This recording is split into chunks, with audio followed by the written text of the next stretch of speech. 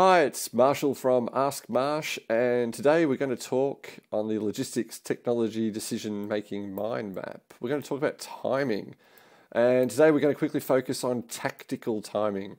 So the when. The when do you do it? So timing is really critical because it'll have a whole bunch of flow-on effects. In logistics, we're often doing things a lot. We're moving things a lot. People are dependent upon us to get things moved a lot. So if you're going to change something and it's potentially going to have an impact on the operation of the business, you've really got to time it really well. So the first thing we often look at is doing it at the quiet time during the year. Great, it's completely logical to do so because you do it maybe between Christmas and New Year or depending on how your business rolls. The flip side from doing that is sometimes that's when operationally we give our key staff time off.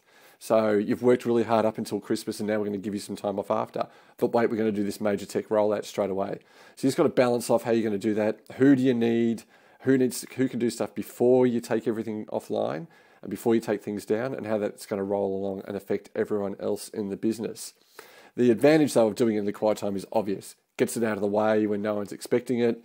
Although this year, if you were a company planning to do things in February, March, not the busiest time of year for your company, you got hammered by COVID. So 2020 hindsight might have a different time. You can't be expected to be held accountable for that. The second thing I like to talk about is the rollout plan in your timing. So is it an all or nothing? Is it switch something off and then switch something on straight away? Or is the ability to do a gradual rollout, which might lessen the impact on the day-to-day operation, bearing in mind that that stage rollout will create potentially some friction within the business, as you might end up having to run systems side by side as you go along. Again, depending on whether the hardware or the software rollout is, that might work better for you as well. One of the really popular ones now is the sort of weekend or evening switchover, where it might be something that's literally at 7 o'clock on Friday, we switch everything off.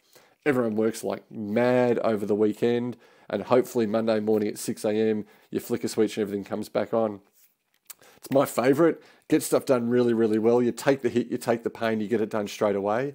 The problem is it can be really expensive if something fails, because it was an all or nothing bet, a Hail Mary pass if you like. You really have to make sure that you can prep that in advance. One of my clients previously ran basically a simulated switchover for a period of weeks. They had plenty of resources and plenty of money, obviously, but it meant that they could do all this switchover, see exactly what happens, see what broke when it happens. So then when they went for the flicking the switch, they already knew what to expect. Good vendors will be able to help you with this and help you learn from mistakes or from lessons that other companies have had. So listen to your vendor, but talk to them in the sales process as well about how they expect the timing to work for your company. So I'm Marshall from Ask Marsh. I help companies make logistics decision technology decisions. And you can find out more about me at askmarsh.com. See you later.